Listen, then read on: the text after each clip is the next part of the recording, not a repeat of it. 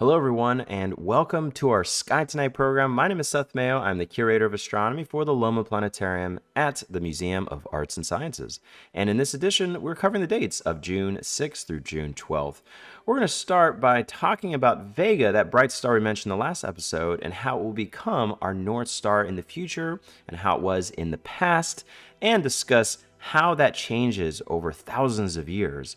Then we're going to look at the moon moving through an area where we know a lot of galaxies are high up in the sky at this time of the year. And we'll end with a look at those planets in the morning again, with Mercury joining the fray. So let's get to it.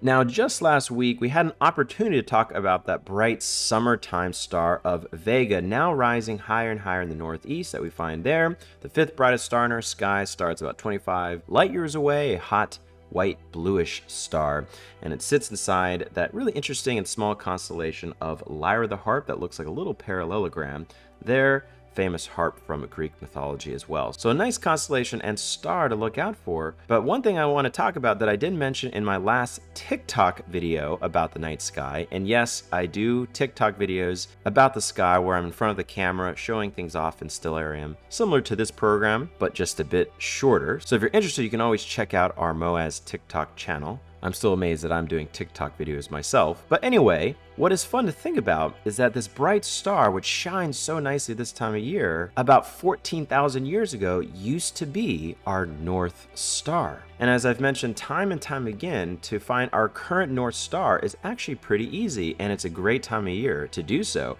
So as we move to the north here and take a look at that area of the sky, we can find the Big Dipper very high in our spring sky there. There's the Big Dipper, the end of the bowl. These two stars, we like to call those the pointer stars. They point almost directly to our North Star there, which we also call Polaris, because our North Pole points to that star, and as Earth rotates, it seems like all the stars go around it in a counterclockwise motion. It's also good to know that the North Star is at the end of the handle of the Little Dipper, there it is, and the bowl of the Dipper as well. So, very famous area of the sky, helping you find where north is, and signifying that pivotal point in our sky that everything kind of rotates around, really reflecting Earth's rotation. But like I was saying, this does not stay the same over thousands of years. This is actually changing our north celestial pole, and that is due to Earth's wobble, or what's called Earth's axial precession. And Earth actually wobbles over about a 26,000 year period. The reason why is as Earth spins, it has a bulge at its equator. Our planet is not a perfect sphere. It's actually what's called an oblate spheroid due to that spin. And since it has a bulge at its equator, the sun and moon gravitationally kind of pull on the bulge and slowly make Earth's axial tilt wobble over almost 26,000 years, which means if that tilt is wobbling around the sky, that north celestial point changes over those thousands of years. And of course, in our lifetimes, we don't really see much of those changes occur. We don't live long enough for that to happen. So things seem pretty steady and immutable. And what's actually interesting is our North Star is becoming even more of the North Star. Our celestial North Pole is actually moving closer and closer to it. But let's say we wind the clock back to the year 12,000 BC here in Stellarium. Now look at where the North Star is in relation to the North Celestial Pole. So you find the North Star is much farther away since Earth had been in a different spot. Its axial tilt was in a different location in the night sky. But at this date, if we actually look at the Celestial North Pole right there where all these lines converge, you can see the star here, the closest to this point here, is the star Vega, the one we find in our summer sky now rising out of the east. Back in 12,000 BC or around that time, Vega was pretty close to being the North Star, and a much brighter one than Polaris. Polaris is not that bright of a star, but Vega is much, much brighter and closer to us. So it wasn't exactly on the North Celestial Pole, but pretty close to it, and would have served as a good way of finding the north in the sky. If we move to 3000 BC, you'll find that the Earth's axial tilt has now moved over to a fairly dim star called Thuban, which is inside of Draco, the dragon. I'll turn off the equatorial grid so you can see a little bit better. So right at the tail end of Draco the Dragon that you find in the north, still in our lifetimes, you'll find that that was the North celestial pole about 5,000 years ago. So not the brightest celestial pole star, but it was pretty close to that point in the sky.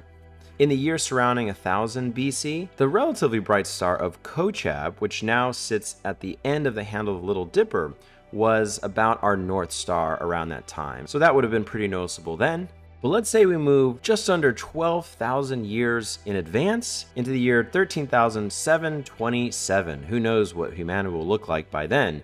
But at that point of time, you'll find that Vega, the fifth brightest star in our sky, will once again become our North Star, or at least close enough to it. So it's really interesting to think about how people had seen different stars in our north sky that represented the North Celestial Pole, including in the southern hemisphere as well for the Southern Celestial Pole Star. And not only do these poles change, but the position of the equinoxes changes as well. It's called the Procession of Equinoxes. So the sky is changing over time. And us today are just looking at a snapshot of one way to look at the heavens above. So it's interesting to think about that change over the millennia. As we watch the moon wax across our sky this week as it moves through its first quarter phase, I just wanted to point our attention towards the area it's moving through because it's a rich galactic area that is fun to find and to talk about, especially as it helps us understand our place in the universe. So as we look here at the beginning of the week, we find that the moon is situated still at a crescent phase in the belly of Leo the Lion that we find right there. And as we move to midweek here, as we get to Tuesday night and Wednesday, we'll find the moon will have moved through the constellation of Virgo the Maiden that we see there. We've talked about Virgo quite a bit lately since it's a really prominent springtime constellation. Now, even though having the moon in this area may obscure your view of galaxies, especially if you want to look at these things through a telescope, what I like about it is it can at least help you to generally locate where this area of the sky is. So then, when the moon is not there and it's a darker night and you have a nice optical aid like a telescope, this may help you to locate this very special area. But of course, here in Stellarium, we can zoom in and find a plethora of galaxies. I always like to highlight this area in the spring as kind of our galactic field in a way. Of course, you can find galaxies across the entire sky. They're everywhere in the universe. But there are certain areas where there are a lot more gathered together in what we call clusters. And this is a very important one in this area of the sky, kind of between Leo and very prominently situated in Virgo in this area there. So we'll zoom in here and we'll actually get the moon out of the way, at least for later in the week there. And what we'll do is we'll turn on some of these deep sky objects, and if we zoom in, they'll kind of become more apparent or more visible to us. So what I want to really focus in on is in this area here. And you're going to see a lot of these galaxy markers as these red ovals here, at least as indicated in Stellarium. So you can see the tail star, Denebola of Leo there, and part of Virgo there. And as we kind of zoom in this area, you'll see all of these galaxy names and catalog numbers come up. And as we zoom in even closer here, we can actually see this picture pull up of a really dense area of what's called the Virgo Cluster. And this is a big collection of galaxies, around 1,500 galaxies in this part of our sky that are tens of millions of light years away. And we can find some famous ones in this area here. Mercurian's chain galaxies there. This one in particular is quite famous. This is the Virgo Galaxy, or what is more commonly known as M87, a massive elliptical galaxy much bigger than our own Milky Way galaxy. And that was the location of the first black hole image that was released in 2019, now called Powahii, that black hole that's 6 billion times the mass of our sun, and it was the first to be released from that Event Horizon Telescope collaboration, those radio telescopes that were able to gather the light in radio waves from more than 50 million light years away from the center of that galaxy to give us the first picture around a black hole ever in history. So this is a very well-known area of galaxies, these huge collections of stars. In particular, that one gave us an amazing view of how black holes work. And of course, leading to our own black hole image in the center of our galaxy that was recently released. And what's significant about this galactic cluster here, the Virgo cluster, is that we're part of this in some way. This is the center of what's called the Virgo supercluster of galaxies.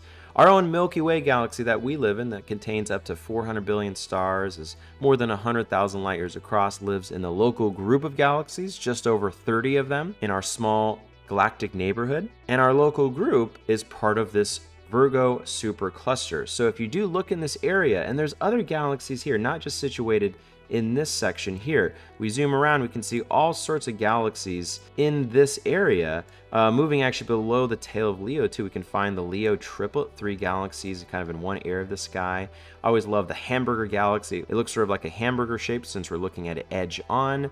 But we are part of this Virgo supercluster of galaxies, all kind of gravitationally bound together. So when you're looking at this area, you're actually looking towards that gravitational center where a decent amount of galaxies exist. So again, the moon being there would obscure some of your view of it, especially trying to look at it through a telescope, but it can help you to locate that area of the sky where we find our greater galactic neighborhood that we're a part of.